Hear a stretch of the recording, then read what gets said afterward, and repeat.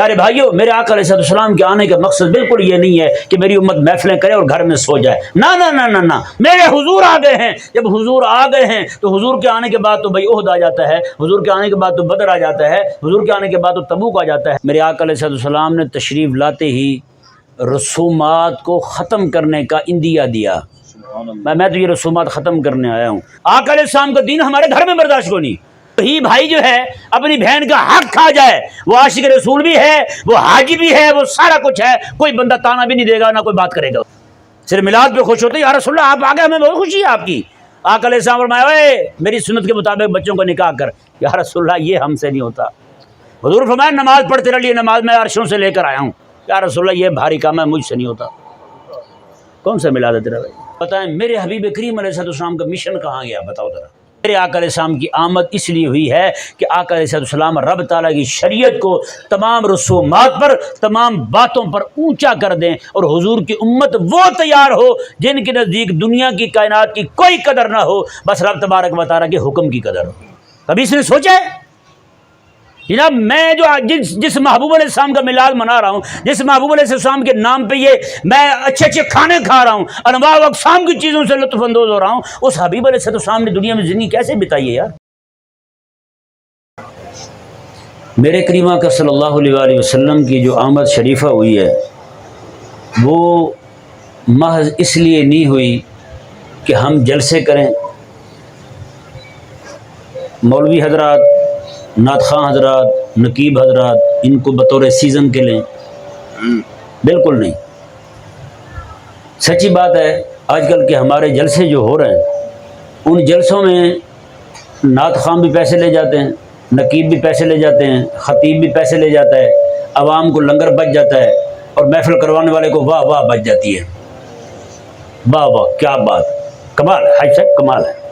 بس یہی اس بات پہ وہ خوش ہوا پھرتا ہے جس وجہ سے، جس لیے میرے حبیب کریم علیہ السلام آئے ہیں، نہ وہ مقصد بیان کیا جاتا ہے، نہ وہ مقصد سنا جاتا ہے، نہ وہ مقصد سنایا جاتا ہے۔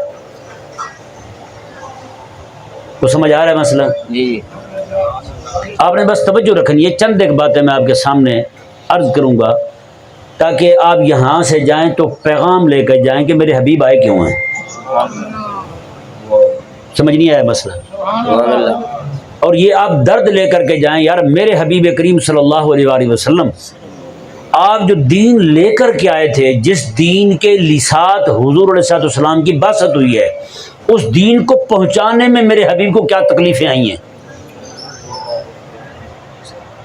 حضور دین پہنچائیں جس دین کے لیے رب کے محبوب ہیں، نبیوں کے امام ہیں، تاجدار ختم نبوت ہیں، عرش کے دلارے ہیں،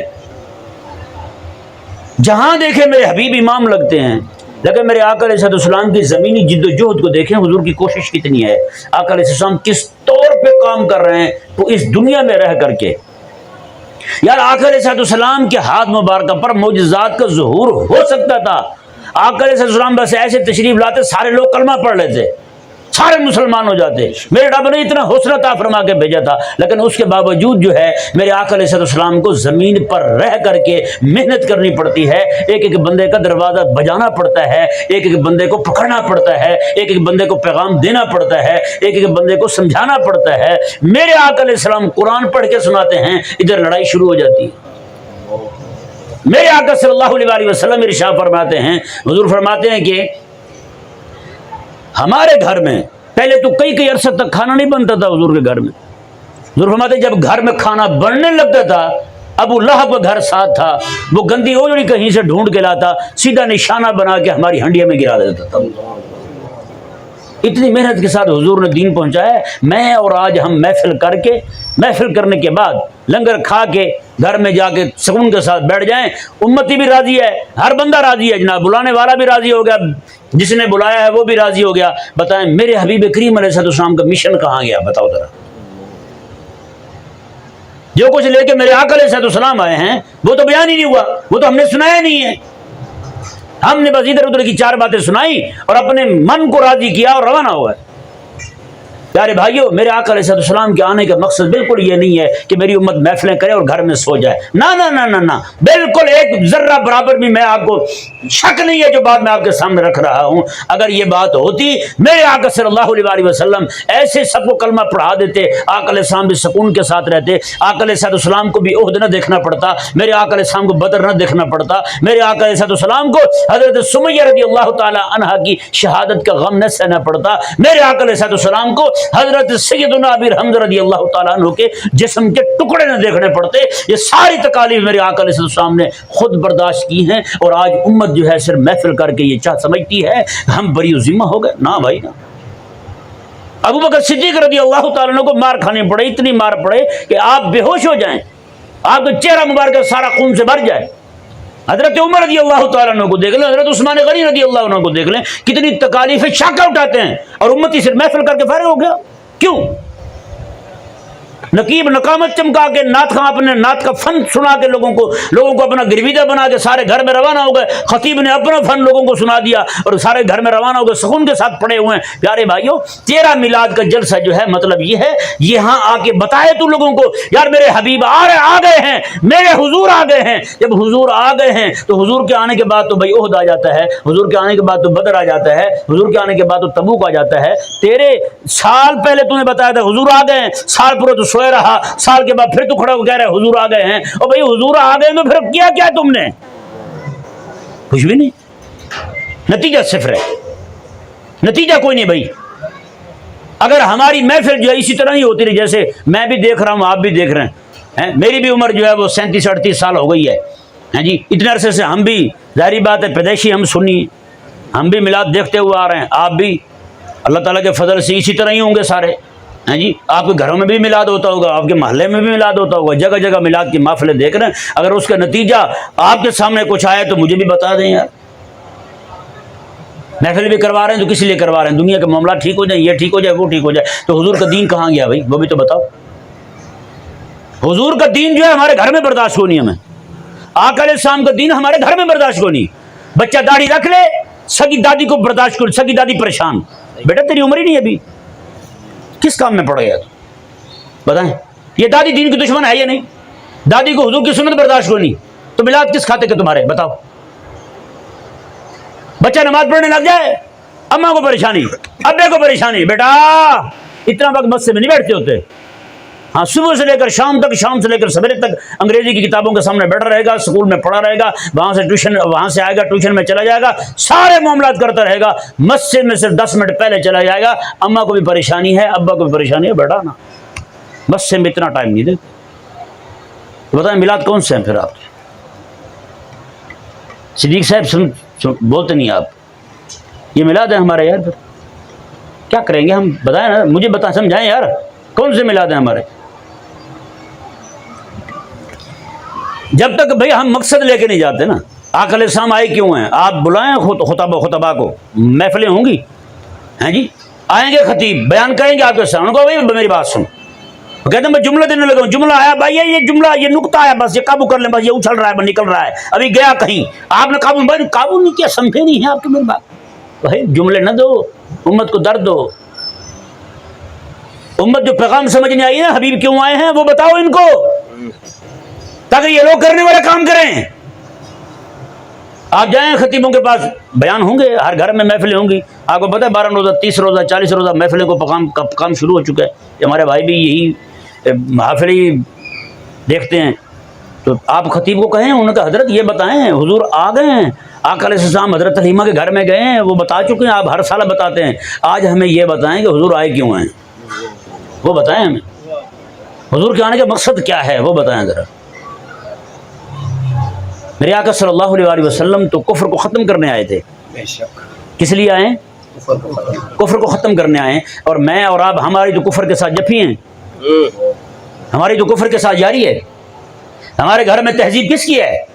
اقبال رحمہ اللہ ایسے نہیں روتا ہوا گیا چلا گیا، اس نے کہا وضع میں ہو نصارا تو تمدن میں ہنود، اس نے کہا تمہاری وضع کا تمہاری شکل و صورت تو نصرانیوں والی ہے، اور تمہارا رہن سہن گھر کا، تمہاری تہذیب جو ہے وہ ہندوؤں والی ہے۔ انہوں نے کہا یہ مسلمان ہیں جسے دیکھ کے شرمائے یہود، مگر یہ مسلمان لگا پھرتا ہے جس کو دیکھ کے یہودی منہ چھپاتا پھرتا ہے۔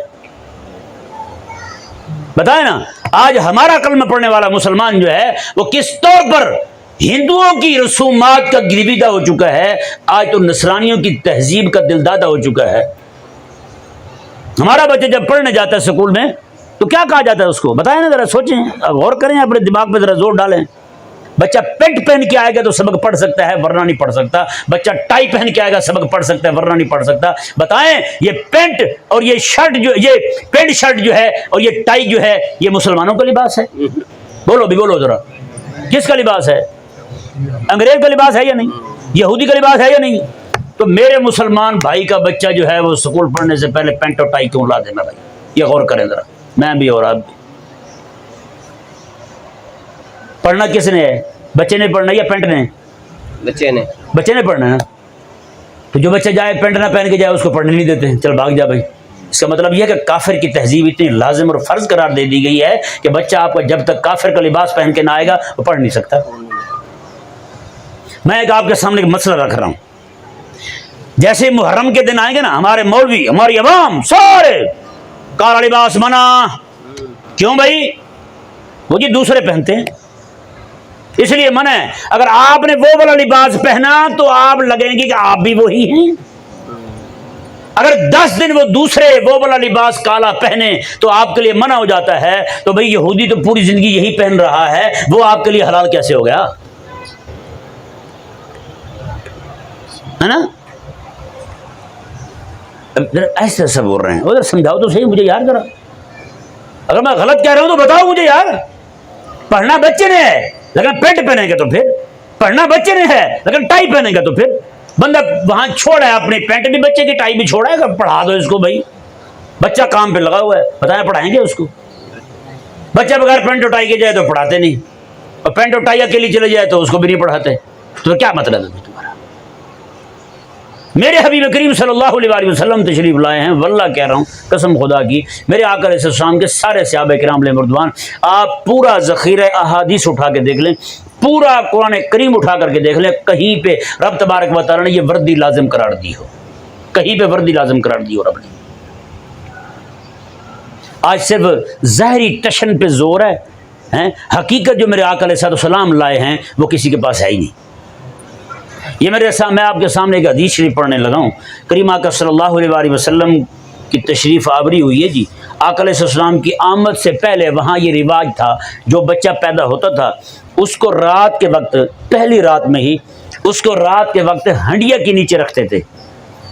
ان کا ایک اپنا ذاتی خیال تھا، جیسے ہمارے ہاں بہت ساری چیزیں ہیں، ایسے رواج ہندوؤں سے چلے آ رہے ہیں اور کہتے ہیں ہمارا دادا یہ کرتا تھا۔ اب دادا وہ کھاپڑ کھوچو، وہ جاہل ہو بالکل، تو آپ دادے کی پیروی کریں گے؟ اس کو قرآن پڑھ کے سنا رہے، وہ کہتا دادا کہتا تھا، اس کو حدیث سنا رہے، کہتا دادا کہتا تھا، اسے کہہ رہے ہیں ہمارے بزرگ فرمان، کہتے نہیں دادا کہتا۔ بندہ پوچھے بھی تیرے دادا کو پڑھا لکھا تھا؟ کہتا نہیں پڑھا ہوا تو نہیں تھا۔ میں نے کہا پھر؟ کہتا کڑا ہوا تھا۔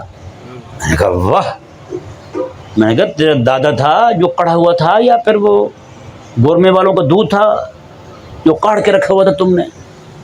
یہ بھی عجیب بکواس ہے، پڑھا ہوا تو نہیں تھا لیکن کڑھا ہوا ضرور تھا۔ بھی جو پڑھے ہی نہ تو کڑھ کیسے گیا وہ، یہ بھی تو سمجھائیں۔ یہ پڑھا ہوا نہیں تھا لیکن کڑھا ہوا ضرور تھا، مطلب پڑھا ہوا نہیں تھا، بکواسی ضرور تھا، کسی کو ایسے اڑنگی مار کے گرا لیتا تھا، یہ سمجھ میں آتا ہے۔ پڑھا ہوا نہیں، کڑھا ہوا تھا۔ کڑھا ہونا پڑھا ہونا یہ نئی اصطلاح ہے ان جاہلوں کی۔ تو وہاں بھی یہی ہوتا تھا، کیا کرتے تھے؟ بچہ پیدا ہوا ہے اس کو ہنڈیا کے نیچے رکھ دیتے تھے۔ میرے کریم آقا علیہ السلام کی ولادت بعد سعادت ہوئی، آقا علیہ السلام دنیا میں تشریف لائے، انہوں نے جناب ہنڈیا اوپر رکھ دی آقا علیہ السلام کے اوپر۔ قربان جائیں، فرماتے ہیں جی، یہ امام بہقی رحمہ اللہ اس روایت کو نقل فرما رہے ہیں، حضرت امام ابو الحسن التنوخی رحمہ اللہ بیان کرتے ہیں، کہتے ہیں جب آقا علیہ السلام کی ولادت بعد سعادت ہوئی تو ہنڈیا اوپر رکھ دی گئی۔ کہتے ہیں قدن فلقت عنہ باثنین، کہتے ہیں سویرے کا وقت ہوا تو ہنڈیا جو ہے وہ 2 ٹکڑے ہوئے پڑی تھی۔ فوجدناہ مفتوح العینین شاخصا ببصرۃ الی السماء، کہتے ہیں ہم نے جب دیکھا آقا علیہ السلام کو، حضور کی آنکھیں آسمان کی طرف اٹھی ہوئی ہیں، ہنڈیا 2 ٹکڑے ہوئی پڑی ہے، اور آقا صلی اللہ علیہ وسلم جو ہیں وہ آسمان کی طرف اپنی کھلی آنکھوں کے ساتھ دیکھ رہے ہیں، جو آسمان کی طرف دیکھ رہے ہیں، ہنڈیا پھٹ چکی ہے، 2 ٹکڑے ہو چکے ہیں۔ اللہ اکبر کبیرہ۔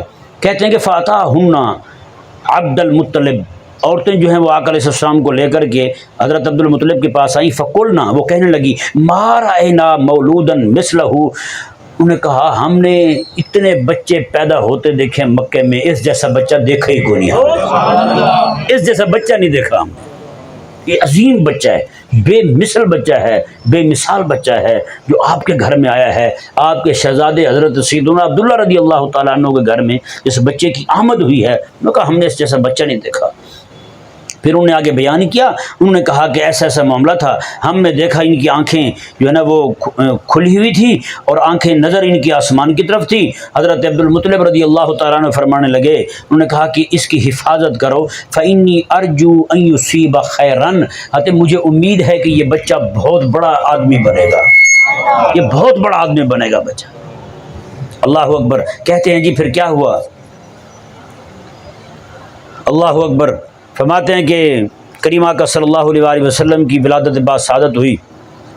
حضرت آمنہ رضی اللہ تعالی عنہ ارشاد فرماتی ہیں کریم آقا صلی اللہ علیہ وآلہ وسلم پر جو ہم نے برتن رکھا وہ 2 ٹکڑے ہو چکا تھا، اور آقا صلی اللہ علیہ وآلہ وسلم کو جب ہم نے سویرے دیکھا، آپ صلی اللہ علیہ وسلم انگوٹھا اپنا چوس رہے تھے اور آپ صلی اللہ علیہ وسلم کے انگوٹھے سے دودھ نکل رہا تھا، دودھ نکل رہا تھا۔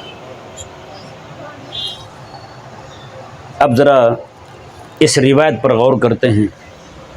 یہ ان کی رسم تھی، یہ ان کا رواج تھا کہ جو بچہ پیدا ہوتا تھا وہ یہ سمجھتے تھے اس کے ساتھ اس طرح کا عمل کرنے سے بچے جو ہیں وہ ناگہانی آفات سے، جنات سے، اس طرح کی چیزوں سے محفوظ ہو جاتے ہیں۔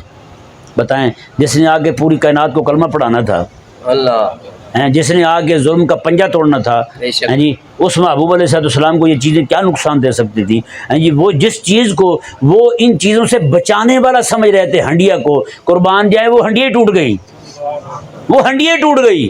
میں کہ تم اس ہنڈیا کو مشکل کشا سمجھ رہے تھے، تم اس ہنڈیا کو یہ سمجھ رہے تھے کہ یہ بچانے والی ہے، میں تمہیں نہیں پتا بچانے والا تو وہ ہے جو حبیب دنیا میں آ چکا ہے، بچانے والا تو وہ حبیب ہے۔ سبحان اللہ، اللہ اکبر۔ اب ذرا قربان جائیں حبیب کریم علیہ السلام کی عظمت اور شان پر۔ میرے آقا صلی اللہ علیہ وآلہ وسلم نے دنیا میں تشریف لا کر کے وہ ہنڈیا توڑ کے آقا علیہ السلام نے کائنات کے لوگوں کو بتایا، فرمایا لوگوں میں اس طرح کے توہمات لوگوں میں رائج کرنے نہیں آ رہا، بلکہ جن لوگوں کے دلوں میں یہ وہم پڑے ہوئے ہیں، جو لوگ ان رسومات میں پڑے ہوئے ہیں، جو لوگ ان باتوں میں مبتلا ہو چکے ہیں، میرے آقا علیہ السلام نے فرمایا میں تو ان سب باتوں کو ختم کرنے کے لیے دنیا میں آیا۔ کریم آقا صلی اللہ تعالی علیہ وآلہ وسلم آپ کی ولادت بعد سعادت ہوئی۔ میرے آقا علیہ السلام نے تشریف لاتے ہی رسومات کو ختم کرنے کا اندیا دیا، میں تو یہ رسومات ختم کرنے آیا ہوں۔ اب ذرا غور کرتے ہیں آپ بھی میں بھی، آیا کہ ہم بھی رسومات کو ختم کرنا چاہتے ہیں یا نہیں چاہتے؟ میرے آقا علیہ السلام کی ولادت بعد سعادت ہوئی۔ حضرت حلیمہ سعدیہ رضی اللہ تعالیٰ عنہ فرماتی ہیں میں نے آقا علیہ السلام کو دودھ دیا، اپنے سینہ سے ایک طرف آقا علیہ السلام نے لے لیا، میں نے دوسری طرف سے دینا چاہا، آقا علیہ السلام نے اپنا چہرہ مبارکہ پھیر لیا۔ یعنی حضرت حلیمہ فرماتی ہیں کہ آقا علیہ السلام نے مجھے پیغام دیا میں کہ اماں میں اکیلا نہیں ہوں، میرا بھائی بھی دودھ پینے والا ہے، میرا بھائی بھی دودھ پینے والا۔ حضرت حلیمہ کے بیٹے بھی تھے، وہ بھی دودھ پیتے تھے۔ میرے آقا علیہ السلام آتے ہی یہ پیغام دے رہے ہیں میں اپنے بھائیوں کا حق کھانے نہیں آیا، بھائیوں کا حق دبانے نہیں آیا، میں بھائیوں کا حق دینے آیا ہوں۔ جو ظالم بن کے مظلوم کسی پر بھائی پر ظلم کرے گا میں اس کا ظلم ختم کرنے آیا ہوں۔ میرے آقا علیہ السلام تشریف فرمائیں، یہاں ہمارے ہاں کیا ہوتا ہے، ایک بچہ پیارا ہوتا ہے اس کی چما چاٹی ہو رہی ہے، دوسرا اچھا نہیں لگتا اس کو دیکھتے کو نہیں، یہ ظلم ہے۔ میرے آقا علیہ السلام تشریف فرمائیں، ایک صحابی آئے، ایک صحابی بیٹھے ہوئے تھے، ان کا پہلے بیٹا آیا، انہوں نے بیٹے کو اٹھایا، سینے سے لگایا، منہ چوما، اپنے پاس بٹھا لیا، اپنے گود میں بٹھا لیا، ایک بازو پر ران پر۔ بیٹی آئی، اس کو چوما نہیں، ایسے بٹھا لیا اس کو دوسری جانب۔ قربان جائے میرے آقا علیہ السلام، وہ حبیب جو آتے ہی انصاف فرما رہے ہیں۔ حبیب کریم علیہ السلام نے فرمایا کہ تو نے اپنی بیٹی کے ساتھ انصاف نہیں کیا، فرمایا تو نے انصاف نہیں کیا، کیوں؟ اب دیکھیں ذرا اندازہ لگائیں یار، بٹھایا بیٹے کو جہاں پہ ہے وہاں بیٹی کو بٹھایا ہے، ایک طرف بیٹا بیٹھا ہے دوسری طرف بیٹی بیٹھی ہے، لیکن معاملہ جو نظر آیا میرے حبیب کو وہ یہ تھا کہ اس نے اپنے بیٹے کو تو سینے سے لگایا تھا، اسے چوما تھا، لیکن بیٹی کو نہیں چوما تھا اس نے۔ میرے آقا علیہ السلام نے یہ ظلم کیا تو نے اپنی بیٹی کے ساتھ، حضور فرماتے ہیں تم نے انصاف نہیں کیا۔ اب بتائیں ہمارے ہاں کیا ہوتا ہے، ہمارے ہاں جتنا پیار بیٹے کو دیا جاتا ہے اتنا بیٹی کو دیا جاتا ہے، کیوں؟ تو میلاد ہمارا کس کھاتے کا بھائی؟ ہم نے حبیب کریم علیہ السلام کی تعلیم کو نہیں اپنایا۔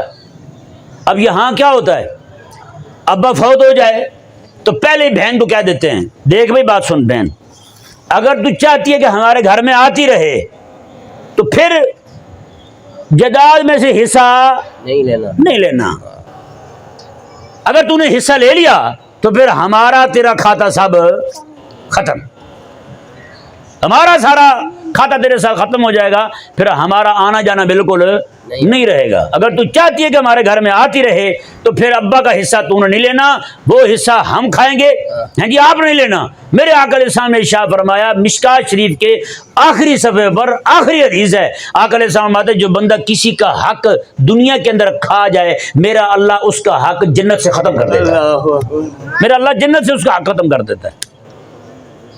یہاں بہن کا حق کھا کے مصطفیٰ جان رحمت باللہ کو سلام پڑھ رہے ہیں، کون سا تیرا درود ہے بھائی، کون سا تیرا میلاد ہے؟ لوگوں کو جناب لنگر بانٹ رہا ہے اور بہن کا حق دبایا جا رہا ہے، بہن کو اس کا حق نہیں دیتا، کیوں؟ یہ رسومات ہمارے ہاں سچی بات ہے، یہ رسم بن چکی ہے۔ میں آپ کو بتاؤں ہمارے ہاں المیہ کیا ہے، ہمارے ہاں المیہ یہ ہے، کوئی بندہ کلخانی نہ کرے سارے تانے دیں گے، وہ بڑے ظالم ہیں یار، ابا زندگی ساری کماتا رہا، بے شرم لوگ ابے کے دو دیگے نہیں پکا سکے ہیں، ابے کے نام کی دو دیگے نہیں پکائی انہوں نے، بڑے ڈھیٹ ہیں، حرام خور ہیں، اس طرح کی باتیں کریں گے۔ لیکن وہی بھائی جو ہے اپنی بہن کا حق کھا جائے، وہ عاشق رسول بھی ہے، وہ حاجی بھی ہے، وہ سارا کچھ ہے، کوئی بندہ تانا بھی نہیں دے گا، نہ کوئی بات کرے گا اس کو، ہے یا نہیں ایسا؟ صحیح ہے۔ پھر اس کا مطلب یہ ہے رب تبارک و تعالی کی جو شریعت ہے، رب کا حکم ہم نے پیچھے چھوڑ دیا ہے، اپنی منمانیاں، اپنی بدعات، اپنی ایجاد کی ہوئی باتیں جو ہیں وہ ہمارے لیے رب تعالی کی شریعت سے بھی آگے جا چکی ہیں۔ میرے آقا صلی اللہ علیہ وسلم کی جو تشریف آوری ہوئی ہے وہ اس لیے نہیں ہوئی کہ آپ جناب رب تبارک و تعالی کی شریعت کو پیچھے چھوڑتے رہیں، اپنی منمانیاں کرتے رہیں، بلکہ میرے آقا علیہ السلام کی آمد اس لیے ہوئی ہے کہ آقا علیہ السلام رب تعالی کی شریعت کو تمام رسومات پر، تمام باتوں پر اونچا کر دیں، اور حضور کی امت وہ تیار ہو جن کے نزدیک دنیا کی کائنات کی کوئی قدر نہ ہو، بس رب تبارک و تعالی کے حکم کی قدر ہو۔ سمجھایا نہیں سمجھایا بھائی مسئلہ؟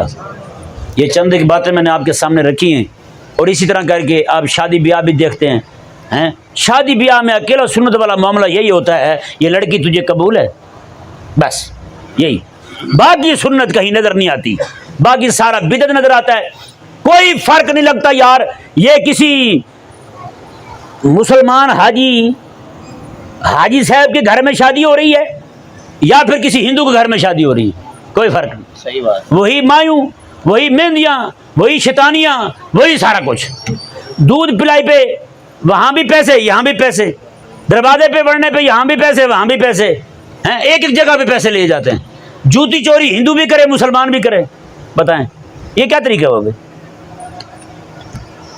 ہاں بھائی، ہندو کے ہاں نکاح کیوں کیا جاتا ہے؟ یہ ذرا غور کریں، نکاح کیوں کیا جاتا ہے؟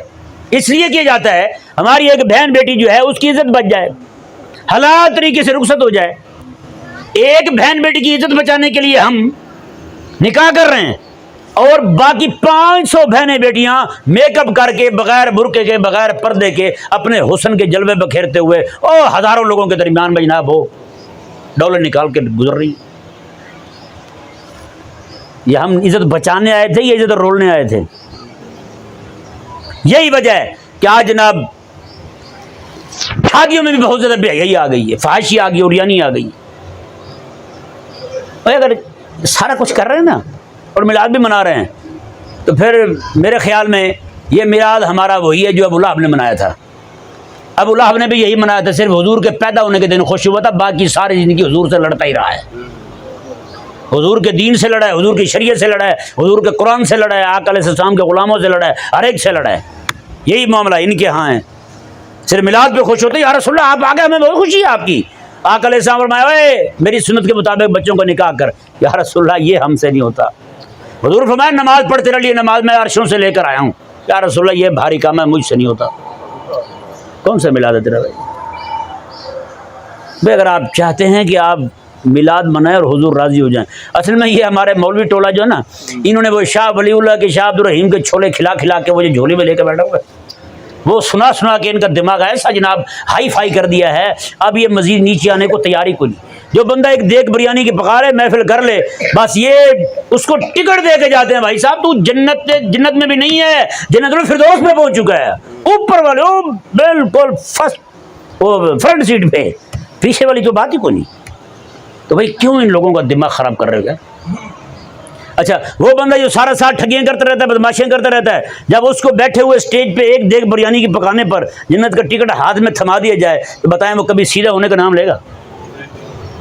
کبھی بھی سیدھا نہیں ہوگا. وہ سوچے گا بھی نہیں. اس نے کہا یار دیکھو اتنی ٹھگیاں کر کے بھی میں عاشق رسول ہوں، اتنی ٹھگیاں کر کے بھی میں اگر جنت کا مستحق ہوں تو پھر بتائیں میرے کو بدلنے کی کیا ضرورت ہے؟ پھر کہیں یہ نہ ہو کہ میں نیک بنوں اور جنت سے محروم ہو جاؤں.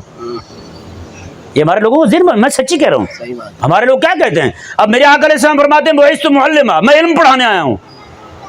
ہمارے لوگوں نے وہ پکڑ لیا حضرت بلے شاہ رحمہ اللہ کا کلام، علم بس کری ہو یار. کیا مطلب ہے تیرا؟